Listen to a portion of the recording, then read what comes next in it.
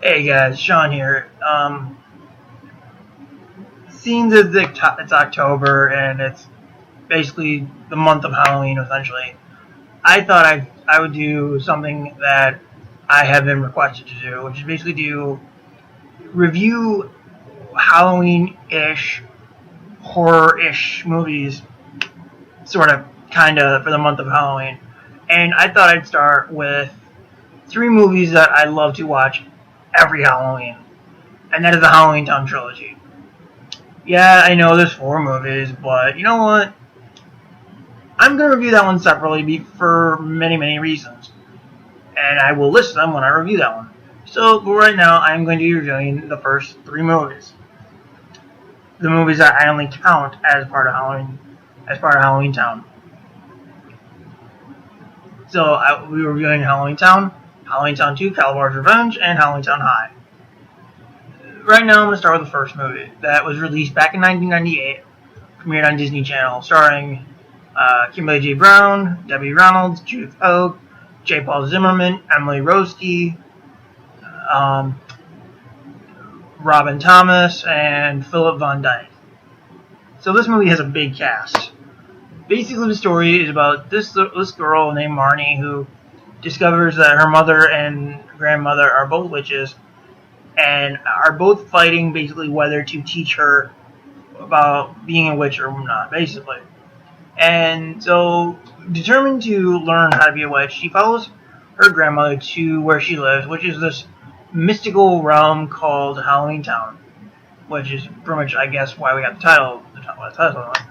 Anywho, once there, she and her siblings both follow, and they learn that from their grandmother there's this mystical, shadowy, evil force, basically, I guess, scooping up creatures and trying to brainwash them to be these evil zombies. Or minions, whatever. So basically, it's up to the Cromwells to stop this evil minion and thwart his evil plans, basically. So, what do I think of this movie? I like it. I think this movie was a good start to the series. The cast does well with their respective roles. Kimberly J. Brown and Debbie Reynolds are the leads of all these movies, except for the 4th one, because, again, I'll explain when I do that one. But yeah, for the most part, this movie functions very well as a starting film in the series. It's very well acted by all the actors in the movie. All the character relationships are very strong and very entertaining in general. Do I have any nitpicks with the movie? No, not really. I mean, I'm not saying the movie's perfect. It's far from. But if I already have any nitpicks, it wouldn't be anything that would diminish my enjoyment of the film. So the second movie. Oh, and the twist, or not really the twist, but the big revelation, is that the Mayor Calabar, played by Robin Thomas, is basically the evil villain. And apparently he had a thing for Marnie's mother, Gwen, who is played by Judith Hoag, and Marnie is played by Kimberly J. Brown. I'll get to whoever plays everyone in the end of the review, and the end of the trilogy review. So anyway, we get to Halloweentown 2. Halloweentown 2, Calabar's Revenge, all the cast returns, with a couple additions.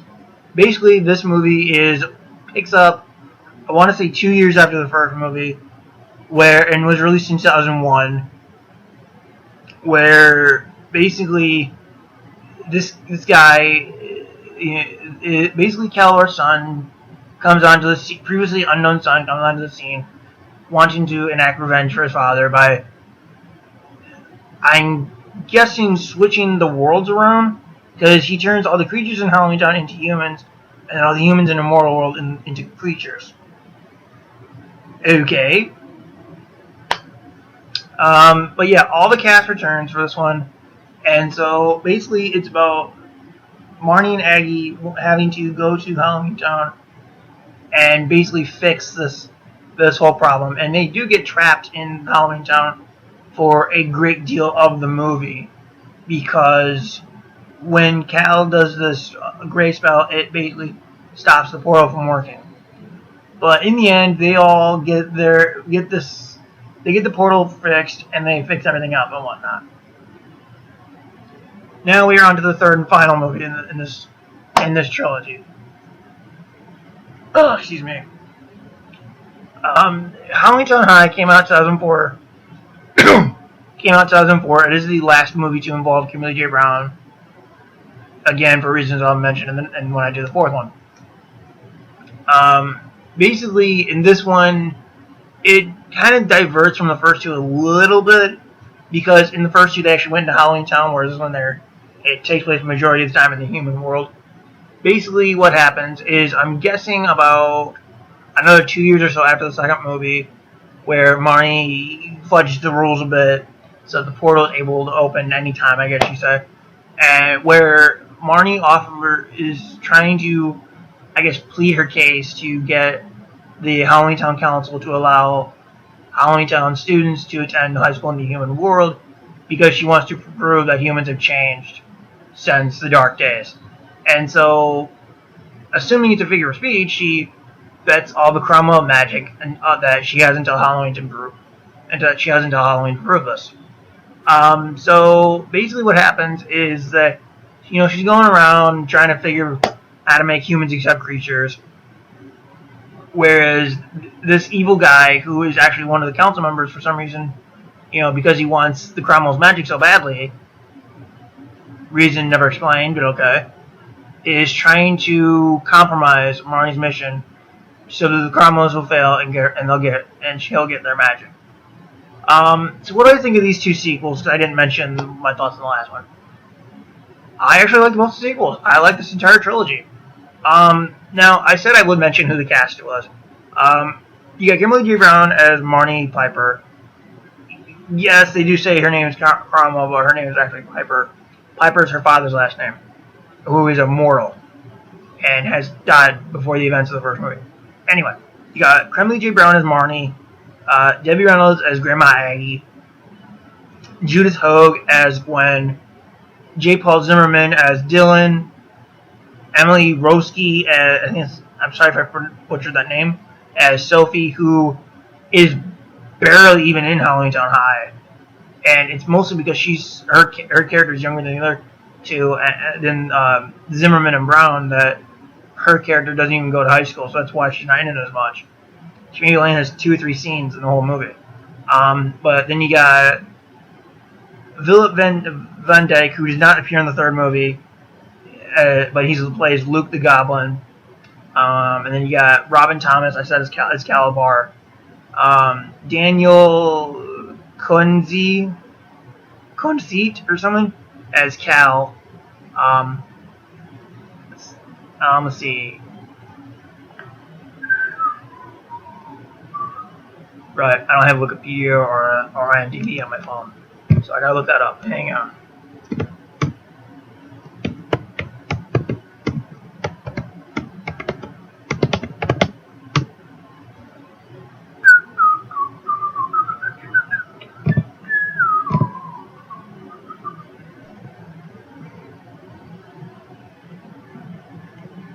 There we are. This'll work. See. And then you got Michael Flynn as Edgar Dalloway, Lucas Grabeel from High School Musical fame as Edgar Dalloway. See. There's just a bunch of people in these movies that I'm not really going to bother to name because it would take a long time to name them. But I will say that I do thoroughly enjoy this trilogy. I honestly think it should have ended at a trilogy, because basically, if you think about it, in the first movie, Aggie tells the kids a story about basically the reason why Halloweentown was created was because at one point the humans and the creatures got along so nicely, but eventually the humans started to fear the creatures and hate them, and so to settle the dispute, the creatures decided to create their own world, which became Halloweentown. So now in the third movie, Marnie is basically trying to break that, I guess, tradition, you say, by trying to make it so the humans have mellowed out and, will actually accept the creatures. So it kind of brings that full circle, if you think about it. And that's what I really like about this trilogy. It kind of brings itself full circle. And which is why I wish this had ended as a trilogy. So I do like these 3 movies. I watch them every Halloween. I think they're very enjoyable. The